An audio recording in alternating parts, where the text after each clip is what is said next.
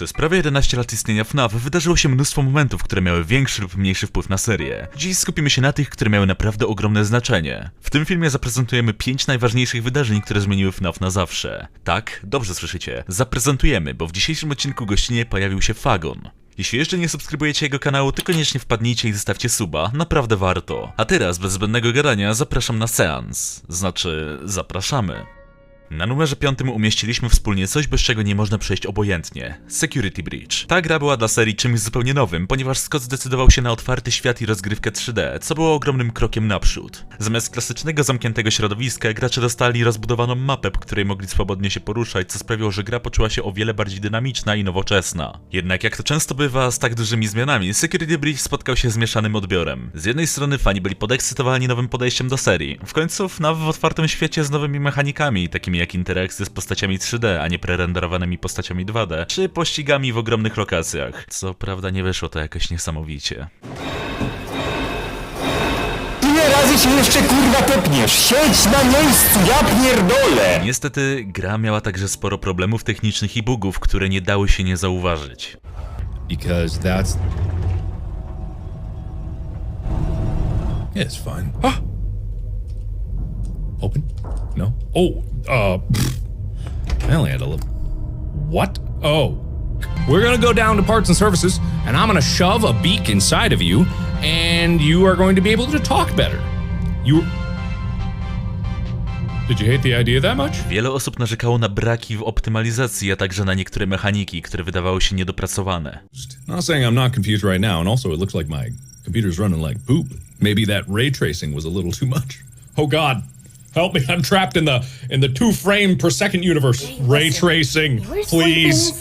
God, my computer is still stuck from 6 years ago. Help! Fabuła, mimo że była ciekawa, wydawała się nieco niekompletna, a zakończenia grały na oczekiwaniach graczy, ale nie do końca spełniały obietnice. Dodatkowo na 10. rocznicę dostaliśmy potwierdzenie od Scotta, że Security Breach nie był do końca tym, co zamierzał. Were you happy with the release of Security Breach when it first came out?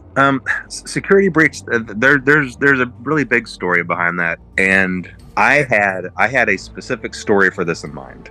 Okay, for Security Breach, I really did. I had a very specific story in mind, and it is very different than the one that got in the game. I was trying to tell Steel Wool to do specific things throughout the game, put specific items in specific places, have specific characters do certain things. Meanwhile, not telling them what the story plot was, because in my head, I was thinking, okay, when people find this, they will connect this to this to this, and it will all be revealed. And I thought I could do that without telling Steel Wool the story plot. That didn't work out very well because they got all of these pieces and they thought it was their job to connect them in a way that made sense. And so really what you ended up having were the same pieces, but telling completely different stories. And since I was trying to kind of tell a specific story with mine that went a certain direction, they were taking pieces I didn't fully understand and trying to craft a story out of them. And again, I don't blame them for that. I blame myself for that because I guess what I should have done is just said, hey, here's the story. Here's why these pieces are here. Here's how they're supposed to connect. Mimo to Security Breach wpłynął na FNAF-a w sposób, którego nie można zignorować. Dzięki niemu seria rozwinęła się w kierunku większej swobody rozgrywki, a także dostosowała się do współczesnych oczekiwań graczy, oferując coś nowego w porównaniu do poprzednich gier. Co więcej, po Security Breach jeszcze bardziej stało się jasne, że FNAF staje się czymś większym niż tylko serią indie gier. Staje się ogromną marką, której wpływ rozciąga się na różne platformy i formaty, takie jak książki, filmy czy inne spin-offy. Wiadomo, to powstawało od lat w momencie, gdy Security Breach wychodziło, jednak nie można przejść obojętnie bez powiedzenia, że premiera SB otworzyła jeszcze więcej furtek na takie ewentualności. Oczywiście gra nie była wolna od kontrowersji, ale mimo wszystko pozostaje jednym z najważniejszych momentów w historii FNAF, które znacząco wpłynęły na przyszłość serii. Z jednej strony pokazała nowe możliwości, ale z drugiej zmusiła twórców do szybszego reagowania na potrzeby i oczekiwania społeczności, jeśli chcą utrzymać wysoką jakość serii.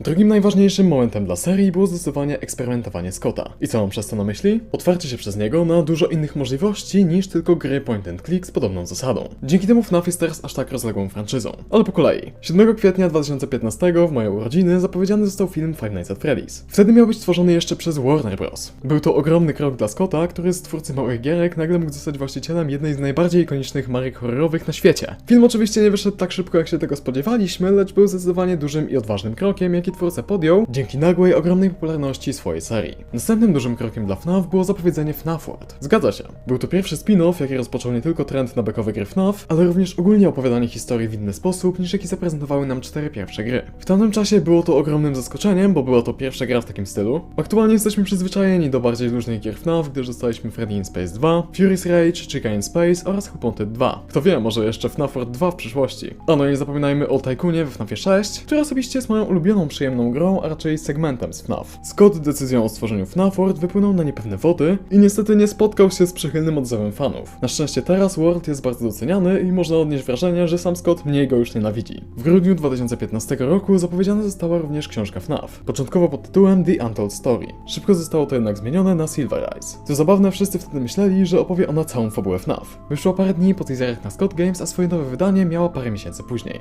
Rozpoczęła istny efekt domino, gdyż ta jedna książka przerodziła się nie tylko w trylogię, ale w ponad 50 książek, jakie mamy obecnie. Jest to kolejny przykład próby rozwinięcia serii przez Scotta mniej więcej w okresie 2015 i 2016. Ta akurat była udana, gdyż Silver Eyes spotkało się z ciepłym przyjęciem fandomu. Czego nie można jednoznacznie powiedzieć o późniejszych książkach, ale to już temat na inną dyskusję. Ostatnim rewolucyjnym wydarzeniem było Sister Location. Była to pierwsza gra, która nie była jedynie siedzeniem na dupie i zawierała różne mechaniki, zamiast ciągle utrudniać jedną noc. Stworzyło to szlak, którym podążały wszystkie następne gry FNAF, rozszerzając oryginalną zasadę FNAF 1 jak najbardziej się da. No może poza UCN-em, ale on został stworzony, by być nostalgiczny. Jako numer 3 zdecydowanie powinna znaleźć się nowa era FNAF. Po premierze Ultimate Custom Night w 2018 roku Scott zaczął stopniowo wycofywać się z bezpośredniego tworzenia gier. Dla wielu fanów była to zaskakująca zmiana, w końcu przez lata to właśnie on samodzielnie rozwijał serię i był znany z tego, że działał w pojedynkę. Ale jak sam przyznał, formuła zaczęła go wypalać, a presja społeczności była coraz większa. I właśnie wtedy rozpoczęła się tak zwana nowa era FNAF. Moment, w którym stery zaczęli przejmować nowi twórcy i studia, a sama seria przekształciła się z niszowego horroru w pełnoprawną franczyzę popkulturową.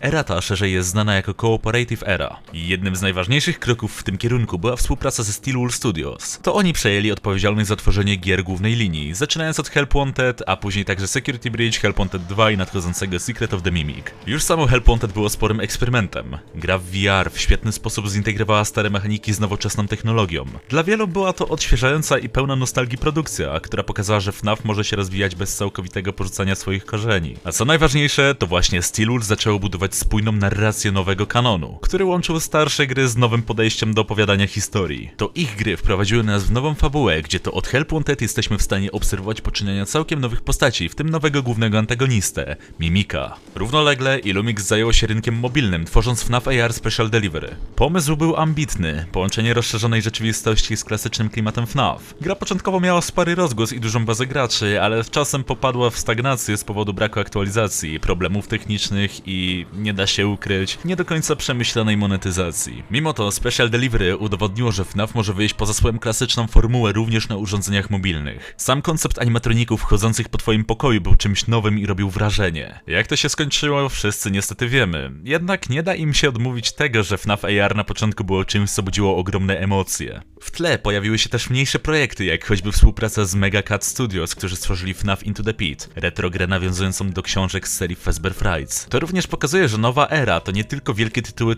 AAA, no powiedzmy AAA, ale też eksperymenty z różnymi stylami, formatami i podejściem do uniwersum. Nie można też zapomnieć o Click Teamie, czyli firmie, której silnika Scott używał od samego początku serii. W nowej erze to właśnie oni zajęli się tworzeniem portów klasycznych gier z FNAFa na konsole i urządzenia mobilne. Dzięki nim pierwsze odsłony serii, od FNAF 1 aż po UCN trafiły na PlayStation, Xboxa, Switcha i smartfony, dając nowym graczom szansę na doświadczenie oryginalnych tytułów w wygodniejszy sposób. Te porty nie tylko odświeżyły gry wizualne i technicznie, ale też pomogły w zachowaniu dziedzictwa FNAF, pokazując jak seria ewoluowała na przestrzeni lat. Click Team zadbał również o drobne poprawki i usprawnienia, które uczyniły starsze części bardziej przystępnymi, jednocześnie zachowując ich klimat. Warto też wspomnieć, że Click Team jest odpowiedzialny za nadchodzące Five Nights at Freddy's, grę stworzoną na silniku Unreal Engine. Ścigankę. Ale ta nowa era to nie tylko same pozytywy. Część fandomu zaczęła się czuć odcięta. Dzień dobry. Dużo u mnie ostatnio w życiu zmian, dużo się dzieje. Scott był twórcą, który miał bezpośredni kontakt z fanbase'em. Aktualizował strony, wrzucał tajemnicze obrazki, zostawiał zakodowane wiadomości, postaci, teraz wszystko stało się bardziej korporacyjne. Czasem brakuje tego osobistego dotyku, który był znakiem rozpoznawczym serii. Do tego dłuższe cykle produkcyjne, większe oczekiwania i mieszane recenzje niektórych tytułów sprawiły, że część fanów zaczęła tęsknić za prostotą pierwszych gier. Mimo to nie da się zaprzeczyć. Nowa era jest jednym z najważniejszych okresów w historii FNAF-a. To moment, w którym seria przestała być indie horrorem od Scotta i stała się pełnoprawną potęgą, z której korzystają dziesiątki twórców, studiów i firm. I choć nie wszystko poszło idealnie, to właśnie dzięki tej odwadze i otwartości na zmiany FNAF nadal żyje i nic nie wskazuje na to, żeby miał szybko zniknąć. Jednak zwieńczeniem końca tego starego rozdziału serii zdecydowanie była decyzja Scotta o emeryturze. W połowie 2021 roku wybuchła spora afera w community, gdzie wiele osób próbowało skancelować Scotta Cautona. Było to spowodowane finansowaniem homofobicznych polityków z partii republikańskiej. Społeczność LGBT, jakiej we FNAF nie brakuje, w końcu dwóch gejów to nagrywa, zawiodła się na swoim idolu.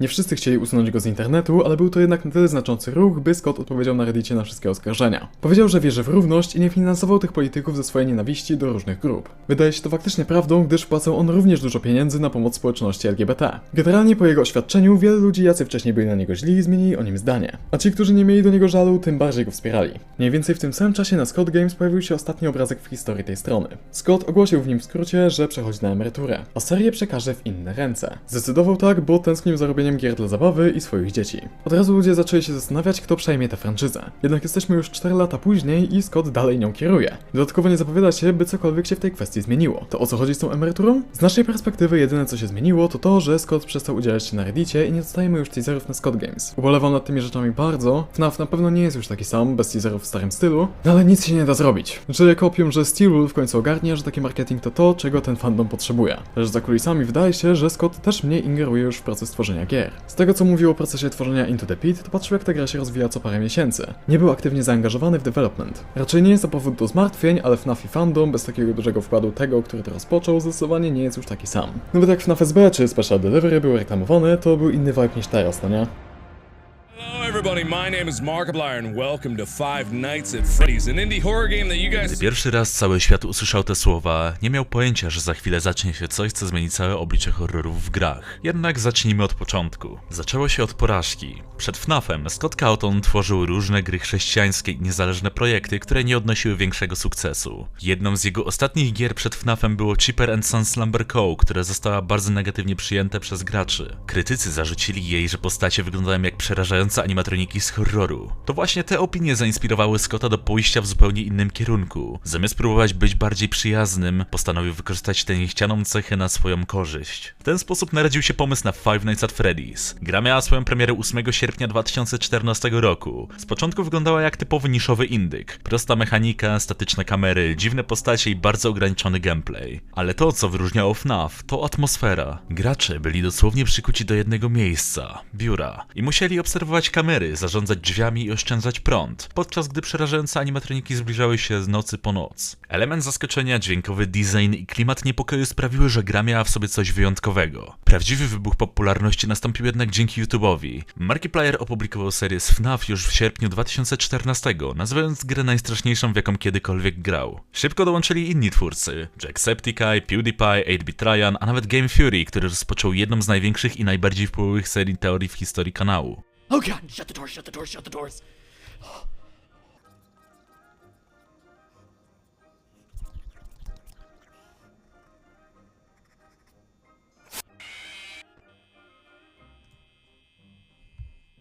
What? That's it?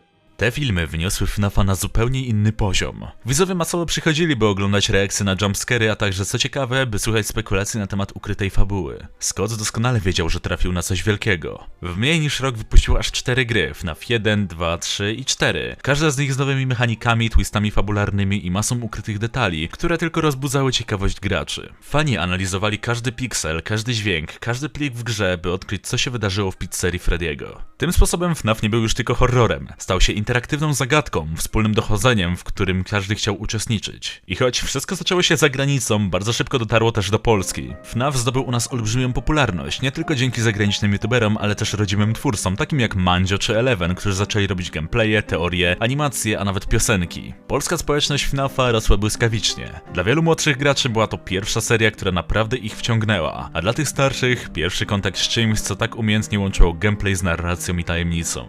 FNAF szybko stał się elementem polskiej popkultury i internetu. W międzyczasie zaczęły powstawać też niezliczone fanarty, animacje, fanfiki, piosenki i całe społeczności skupione wokół serii. Sama estetyka FNAFa, dziecięca pizzeria pełna mroku i niepokoju, okazała się nośna i bardzo charakterystyczna. Była idealna do memów, interpretacji i twórczości fanowskiej. Scott stał się legendą wśród twórców indie. Robił wszystko sam. Projekt, kody, dźwięk, grafikę. Odpowiadał na maile fanów, wrzucał tajemnicze obrazki na swoją stronę Scott Games, bawił się z graczami w kotka i myszkę, wrzucając zaszyfrowane wiadomości i teasery do kolejnych gier. Tworzył świat, który jednocześnie przerażał i fascynował. To wszystko sprawiło, że FNAF bardzo szybko przeszedł drogę od eksperymentalnego projektu do jednej z najbardziej rozpoznawalnych serii horrorowych na świecie. Z dnia na dzień stał się marką, a Scott twórcą, który udowodnił, że jeden człowiek z dobrym pomysłem i pasją może zrewolucjonizować rynek gier niezależnych.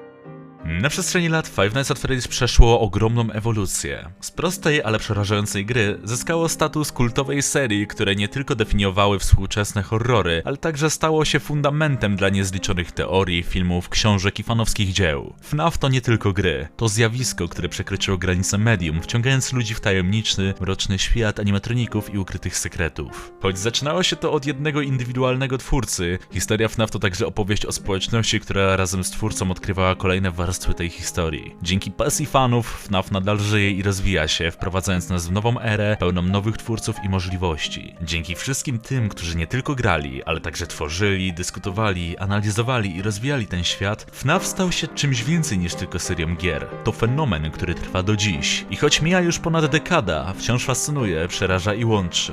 A to wszystko zaczęło się od prostego pomysłu na grę, którą kiedyś ktoś potraktował z przymrużeniem oka. Jak widzimy, FNAF stał się czymś, co zawsze wpisało się w historii gier. I kto wie, co przyniesie przyszłość. Może to dopiero początek. Dzięki wielkie za oglądanie i ogromne podziękowania dla Fagona za gościnny udział w tym materiale. Jeśli jeszcze go nie znacie, chociaż wątpię, koniecznie wpadnijcie na jego kanał. Znajdziecie tam masę ciekawych treści, które na pewno was zainteresują. A ja tymczasem zapraszam was do sprawdzenia innych moich filmów, dołączenia do naszego Discorda i do zobaczenia w kolejnych materiałach. Cześć!